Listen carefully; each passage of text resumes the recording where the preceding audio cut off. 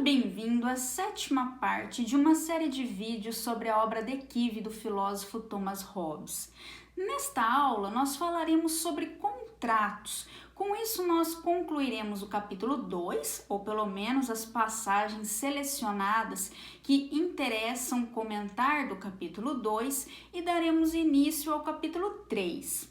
Eu já falei em aulas anteriores sobre o contrato enquanto uma transferência recíproca de direitos, então eu não vou me alongar muito sobre isso. O que me interessa é um ponto que surge na página 37 da edição que nós estamos utilizando da obra de Hobbes, em que o filósofo diz o seguinte: no estado de natureza, acordos feitos por um contrato de confiança mútua, pelo qual ambas as partes confiam na outra e nenhuma delas pratica uma ação imediatamente, são inválidos se uma justa causa de medo surge para qualquer uma das partes. O que o Hobbes quer dizer com isso, então? A ideia aqui é que esse tipo de contrato não pode ser vinculante no estado de natureza, não tem força vinculante sempre que surge um motivo razoável para você acreditar que a outra parte não desempenhará a ação com a qual ela se comprometeu no contrato. Então veja, não se trata aqui de um contrato do tipo eu já tenho em mãos o objeto que eu vou transferir para você e você por sua vez tem em mãos o objeto pelo qual você fará essa troca, eu passo um objeto para você, você passa o outro para mim. Aqui se trata de promessa, se trata justamente de confiança numa ação futura e isso é muito problemático. Porque sempre que for racional para a outra parte, por qualquer motivo, não desempenhar a parte dela, eu também deixo de ter um motivo racional para desempenhar a minha parte. Alguns chamam isso de dilema do agricultor, como nós podemos observar logo na sequência, na mesma página, conforme o que o Hobbes diz. Ele diz que aquele que pratica a sua parte primeiro está se abrindo para a ganância da outra parte, já que não é razoável para alguém praticar primeiro se não for provável que o outro fará a sua parte depois. Como que nós podemos entender esse dilema? Por que dilema do agricultor? É que nós podemos usar o exemplo de dois agricultores para ilustrarmos essa situação. Então imagine que você seja agricultor, tem um vizinho na mesma situação que você. Vocês dois precisam que a colheita seja feita antes que ela seja perdida e é mais rápido fazer isso em duas pessoas do que fazerem sozinhos. Então seria benéfico para ambas as partes se cada vizinho fosse ajudar o outro na sua colheita e em vez de simplesmente fazer a colheita por conta própria. Ora, isso significa que vocês terão que escolher um dos campos para trabalhar primeiro. Então imagine que primeiro você vai ajudar o seu vizinho, contando com a promessa de que ao final da colheita no terreno dele, ele o ajudará a fazer a colheita no seu próprio território. Ora, isso significa que uma vez que vocês concluírem o trabalho nas terras dele, ele já tem tudo o que ele precisava dessa situação. Então ele não tem um bom motivo para ter um ônus, para gastar tempo, gastar trabalho, esforço na sua própria terra. Claro, aqui surge sempre uma resposta bastante óbvia a essa situação. Haverá colheitas futuras, haverá novas situações em que nós vamos precisar de novo contar com a boa vontade da outra pessoa.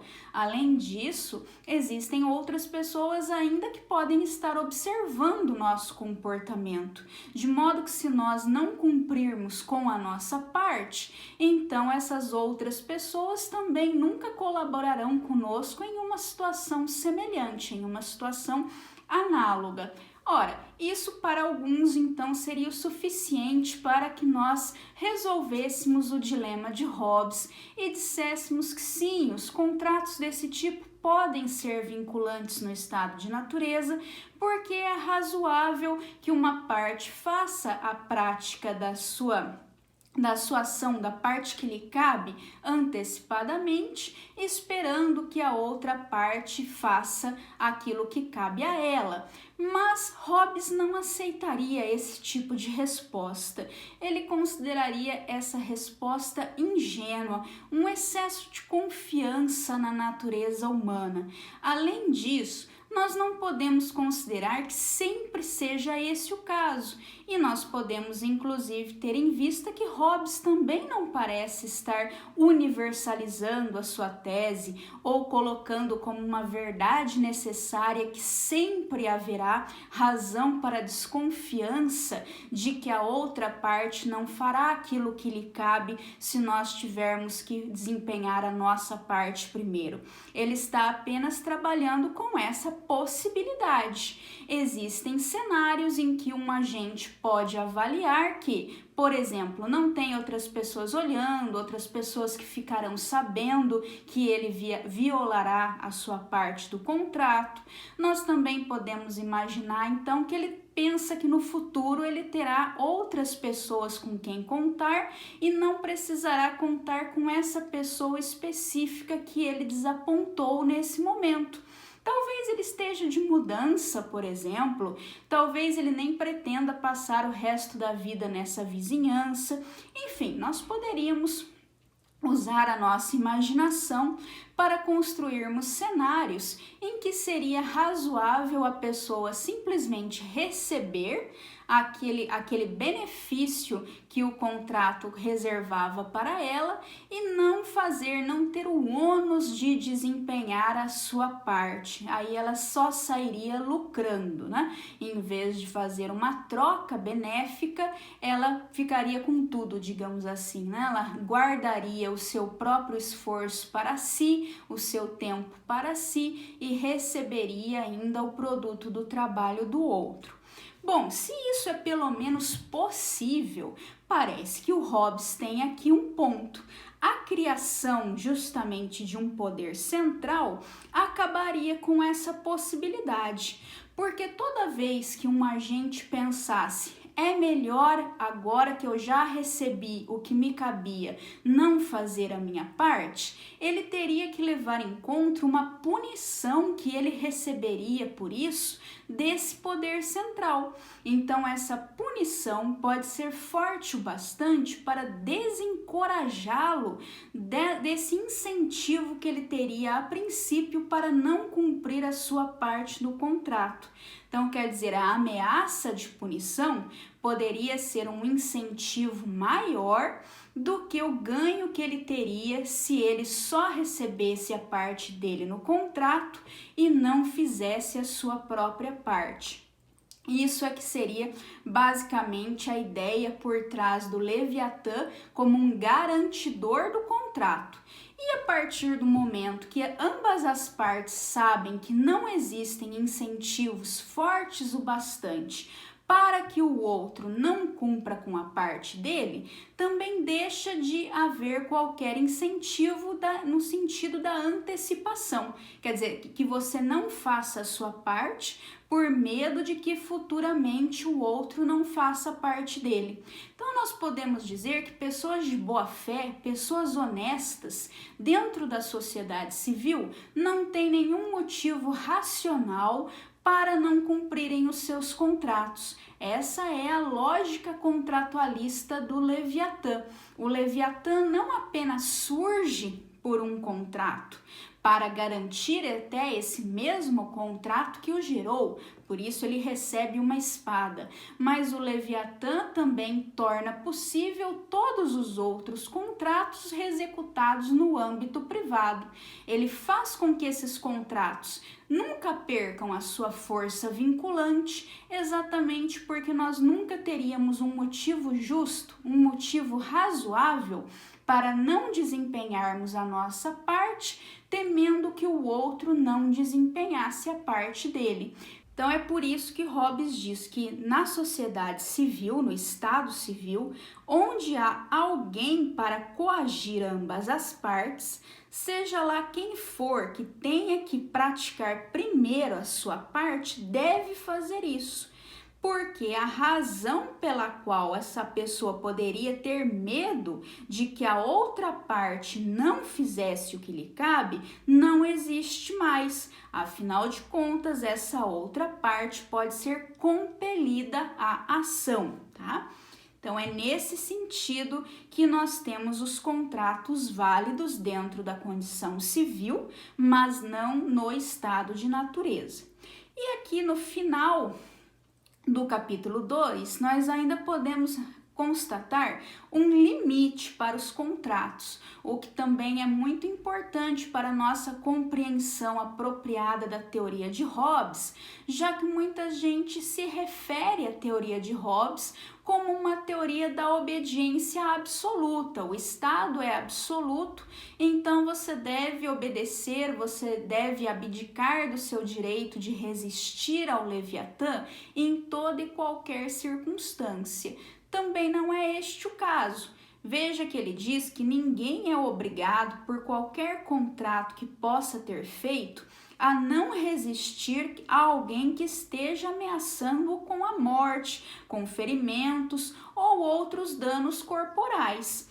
Porque, afinal de contas, não faz sentido, se tudo o que você quer no final das contas é a autopreservação, se o pilar de toda a lógica hobbesiana é a conservação da vida, é a conservação da sua integridade corporal, não faz sentido que no final do raciocínio o Hobbes acabe concluindo que nós ficamos obrigados a não resistir, a abdicar do nosso direito de resistência quando uma pessoa quer justamente destruir o nosso corpo.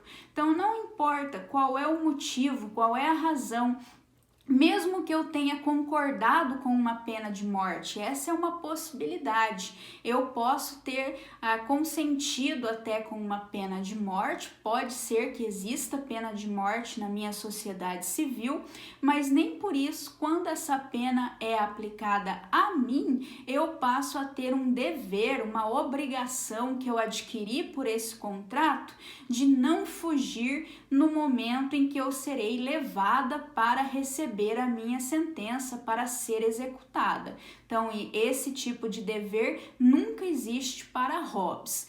Afinal de contas, não faz sentido você fazer algum tipo de ameaça, você querer que uma pessoa ceda, digamos assim, deixe de resistir em função da ameaça que você fez para que ela não resistisse, quando ao não resistir, ela sofrerá o mal maior, que é a morte imediata. Então, fugindo, o indivíduo pelo menos ganha uma chance. Quanto mais ele se debater, quanto mais ele lutar contra essa sentença, mais ele está fugindo do mal maior, que é a morte, que está ali como algo presente, imediato, uma realidade imediata para ele. É isso que nós sempre queremos, então, evitar, né? Portanto, em Hobbes, ninguém tem o dever de aceitar, de cumprir voluntariamente uma sentença de morte ou uma ordem qualquer que implique na sua morte ou num dano corporal, tá? Concluindo, então, o Hobbes diz que uma obrigação de não resistir é uma obrigação de escolher o que parecerá o maior dos dois males presentes. Então, é nesse sentido que eu estava explicando essa passagem e com isso nós podemos encerrar a nossa exposição do que nos interessava no capítulo 2 e podemos passar finalmente aqui ao capítulo 3. O capítulo 3, que por sinal dá continuidade a esse assunto dos contratos, porque coloca exatamente que a segunda lei de natureza derivada é cumpra seus acordos. Nós nos lembraremos, então, que todas as leis de natureza derivadas derivam de uma lei fundamental que diz que devemos buscar a paz sempre que isso for possível e buscar ajuda para a guerra quando não for. Ora, isso significa que as leis derivadas são, na verdade, pensadas como meios para a paz. Se você é uma pessoa que não cumpre seus acordos, você é justamente uma pessoa que está buscando a guerra, né? Essa é, então, a lógica por trás dessa lei de natureza. E na sequência, ele nos diz que uma ação que é errada ou injusta é exatamente a quebra de um acordo ou, atenção namorados, o pedido de devolução de um presente. Então, uma ação pode ser considerada errada ou injusta exatamente quando ela viola um acordo prévio. E aqui o Hobbes faz até uma analogia que eu confesso que não acho muito sensata, não vejo muito qual é o ponto dessa analogia, mas serve para mostrar a força que esse dever de cumprir contratos tem dentro do pensamento de Hobbes, porque não cumprir um contrato chega a ser comparado com um absurdo lógico. Veja, há uma analogia entre o que na vida ordinária se chama um dano, um mal feito, e o que na academia se chama usualmente de absurdo. Então, nesta passagem, o Hobbes está afirmando que aquele que faz uma promessa e depois não cumpre a sua promessa é como uma pessoa que está caindo em contradição. Eu disse que eu não acredito muito nesse argumento, porque justamente o ato de fazer a promessa, adquirir o compromisso, o ato pelo qual você adquire o compromisso, você se compromete, e o ato propriamente com o qual você se comprometeu se dão em tempos diferentes. Então, naquele momento, você pode ter querido prometer, você pode ter um desejo, e no momento de desempenhar a ação, esse desejo pode estar ausente. Eu não veria nisso uma contradição. Então, confesso, talvez eu não esteja entendendo, é claro, muito bem o ponto de Hobbes aqui. Sempre existe essa possibilidade, obviamente, pode ser um equívoco de interpretação da minha parte. Mas, a princípio, eu não consigo enxergar, confesso, qual seria o absurdo lógico, qual seria a contradição de quem viola um contrato. Nós podemos reprovar moralmente e o Hobbes, inclusive, nos dá os devidos subsídios para essa reprovação moral, exatamente porque a teoria hobbesiana deriva deveres morais, deveres para com os outros, daquilo que é necessário como um meio para a paz. E nós podemos entender a razoabilidade do que o Hobbes acaba de colocar, de que cumprir acordo seja um meio para a paz. Então, me parece que o Hobbes já tem o suficiente para fazer a reprovação moral dentro do raciocínio dele, a partir das premissas dele, e não precisava desse argumento adicional, dessa analogia que, para mim, não é muito perfeita, não funciona muito bem. Não sei o que vocês pensam sobre isso. Seja lá como for, passando um pouco adiante, eu gostaria de chamar a atenção de vocês para uma passagem ainda do capítulo 3, página 46, na qual Hobbes diz que um homem deve ser chamado de justo quando ele faz coisas justas, porque a lei instrui dessa forma, e faz as coisas injustas somente por causa da sua fraqueza. Mas ele deve ser chamado injusto quando ele faz coisas justas por causa da pena que está atrelada à lei e faz coisas injustas por causa da maldade no seu coração. Então, eu acho essa passagem especialmente interessante, porque ela mostra uma espécie de teoria da virtude de Hobbes, não é verdade? Aqui o Hobbes está mostrando exatamente que a virtude está relacionada com as suas intenções, com o motivo pelo qual você faz aquilo que você faz. Algo que nós já havíamos visto nessa série, quando Hobbes diferencia no estado de natureza o homem modesto do homem que tem caráter agressivo. Nós vimos que essa diferenciação não se dava externamente pelo tipo de ação que esses homens praticam, mas sim pelo tipo de intenção, pelos motivos de cada um deles. O homem modesto sempre age violentamente para se defender, mesmo que essa defesa seja uma antecipação, no sentido em que a melhor defesa seria o ataque. Mas note que agora aquele que é agressivo é aquele que simplesmente quer mais para si do que os outros, acredita que é mais poderoso e que consegue subjugar todos os outros, acredita que aquilo que vale para ele não deve valer para os outros. Então existe aqui uma teoria hobbesiana da virtude que depende das crenças e das intenções de cada sujeito, e isso é bastante explícito no capítulo 3. Vocês podem ver então que Hobbes considera que aquele que age, por exemplo, cumprindo seus contratos, só porque o Leviatã de fato colocou uma pena para quem não cumpre contratos, é uma pessoa má.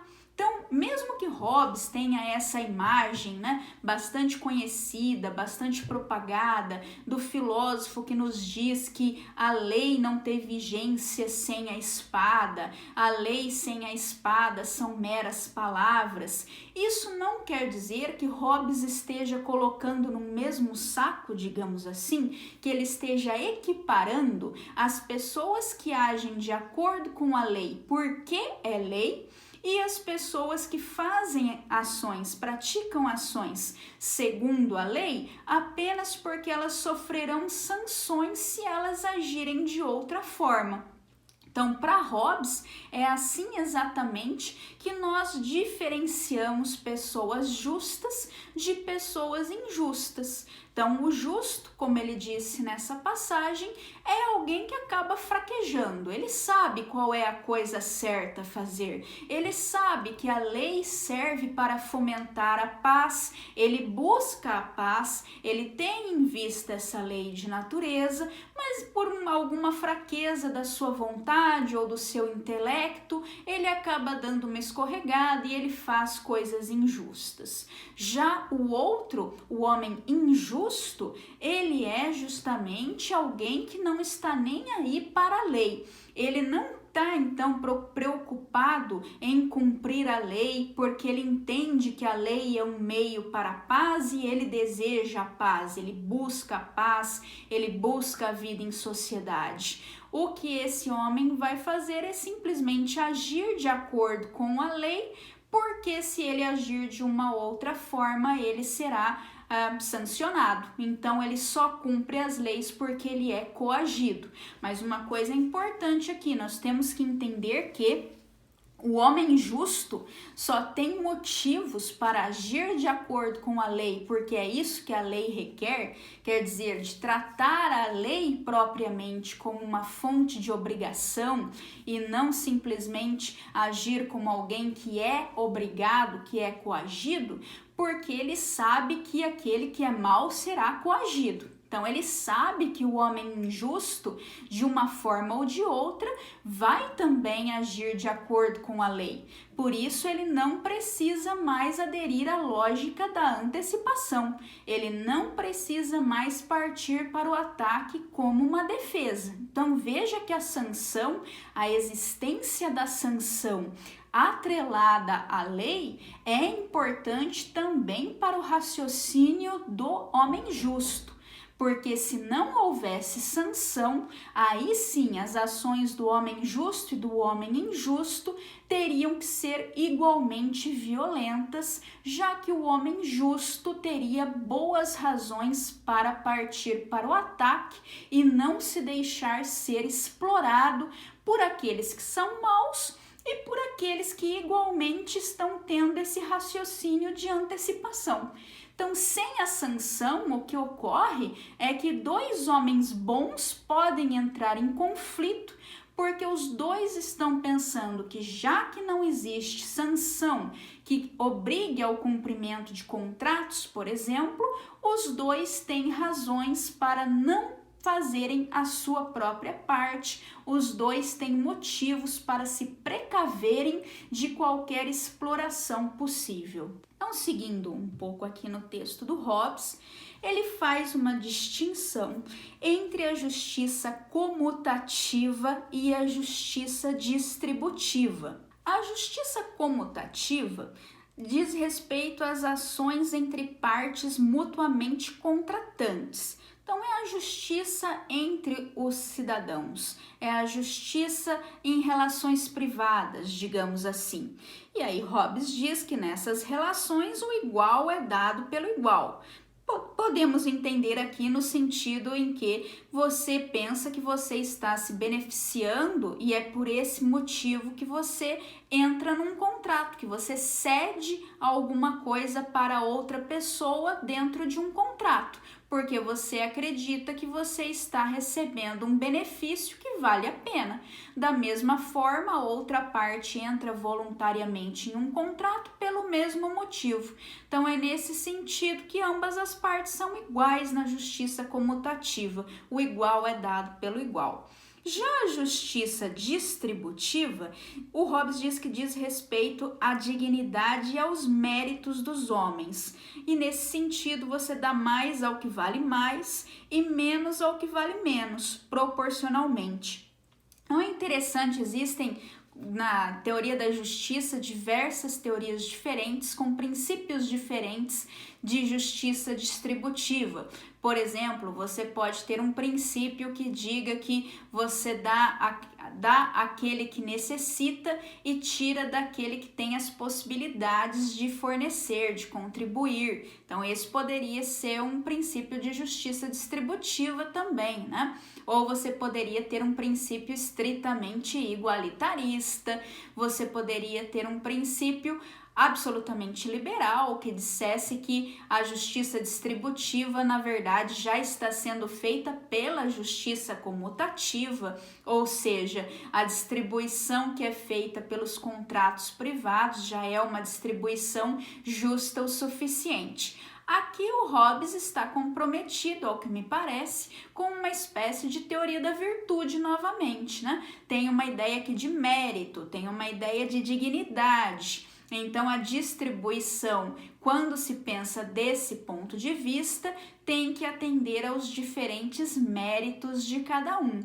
Não é isso, então, o que ocorre na justiça comutativa. Quando eu faço um contrato com alguém, eu não considero os méritos. Vamos, então, um pouquinho mais adiante ainda, para vermos o Hobbes dizendo exatamente que nós não fazemos um dano, uma injúria a um comprador se nós vendemos a nossa propriedade no melhor preço que nós podemos conseguir. Afinal, ele queria e ele procurou por isso. E se eu dou uma porção maior de algo que é meu para alguém que merece menos do que outra pessoa, eu também não estou fazendo um dano para qualquer um deles, contanto que eu dei o que eu concordei em dar. Então, quer dizer, aquilo que eu estava afirmando, a justiça comutativa não segue o mesmo princípio da justiça distributiva. Não interessa se você está enriquecendo com um contrato que você faz uma pessoa que é digna dessa riqueza e sendo que existiriam outras pessoas que poderiam ser muito mais dignas do que ela. Não é esse tipo de lógica que vale na justiça comutativa. Hobbes separa, então, estritamente as duas coisas. Então, para concluirmos a aula de hoje, nós temos Hobbes afirmando que, contudo, não pode ser negado, talvez, que a justiça é um tipo de igualdade, um tipo que repousa simplesmente no fato que, desde que somos todos iguais por natureza, uma pessoa não pode tomar para si mesma mais direito do que ela permite a outro. a menos que ela adquira esse direito por contrato, né? Então aqui o Hobbes está dizendo que justamente a justiça comutativa, ela já se baseia numa ideia de igualdade. O que estabelece a desigualdade, qualquer tipo de desigualdade entre nós, são então os próprios contratos, os próprios acordos que nós fazemos. Então uma pessoa, quando ela fica com menos direito do que outra, é porque ela concedeu isso num contrato. E por esse motivo, essa igualdade não foi violada. Então é nesse sentido que a justiça comutativa, ela repousa num preceito de igualdade e ela permite o surgimento de desigualdades apenas quando os indivíduos assim concedem, assim transferem direitos em contratos. Então é por esse motivo que para muitos Hobbes é um proto-liberal, por esse motivo e por outros, é claro, né? Hobbes seria um filósofo que poderia inspirar certas teorias de livre mercado até, né? Então existe no Hobbes essa ideia de que desde que você tenha ficado com aquilo que você tem agora, digamos assim, por meio de contratos estabelecidos voluntariamente, então você não pode se queixar pelo fato de você ter menos, tá? Então, com isso, eu encerro essa aula de hoje. Obrigada por terem assistido. Na próxima aula, nós seguimos falando um pouco mais, comentando algumas passagens ainda do capítulo 3. Até lá!